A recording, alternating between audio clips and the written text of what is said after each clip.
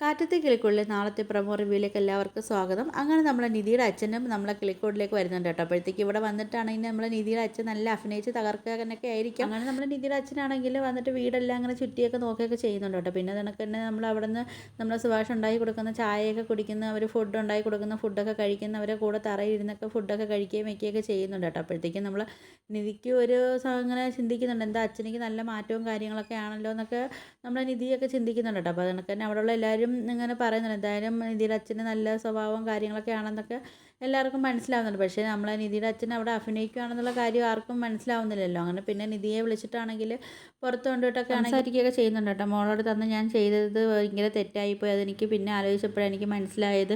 അപ്പോൾ അതൊക്കെ കൊണ്ടാണ് ഞാൻ മോളെ ഇങ്ങോട്ട് കാണാൻ വേണ്ടി വന്നതെന്നൊക്കെ പറയുന്നുണ്ട് കേട്ടോ. എന്നിട്ട് നമ്മളെ നിധിയെടുത്ത് ചോദിക്കുന്നുണ്ട്, മോളെ നീ എങ്ങനെ ഇവിടെ ഇത്രയും ആണുങ്ങളിടയിൽ ഒരു പെണ്ണായിട്ട് നീ എങ്ങനെ ഇവിടെ താമസിക്കുന്നതെന്നൊക്കെ ചോദിക്കുകയൊക്കെ ചെയ്യുന്നുണ്ട്. നീ എന്ത് സൗകര്യത്തിലാണ് നീ വളർന്നത്, നീ എങ്ങനെ ഇവിടെ ഈ അഡ്ജസ്റ്റ് ചെയ്തൊക്കെ നീ പോകുന്നതെന്നൊക്കെ നമ്മളെ നിധിയെടുത്ത് ചോദിക്കുകയൊക്കെ ചെയ്യുന്നുണ്ട് കേട്ടോ. അപ്പോൾ ഇതൊക്കെയാണ് പ്രൊമോ ആയിട്ടൊക്കെ കാണിച്ചിരിക്കുന്നത്. അപ്പോൾ നിങ്ങൾക്ക് എൻ്റെ വീഡിയോസൊക്കെ ഇഷ്ടപ്പെടുകയാണെങ്കിൽ ഒന്ന് ലൈക്ക് ചെയ്ത് ഷെയർ ചെയ്ത് സബ്സ്ക്രൈബ് ചെയ്തിട്ടുള്ള ബെല്ലൈക്കൺ എനേബിൾ ചെയ്തൊന്ന് സപ്പോർട്ട് ചെയ്യണേ.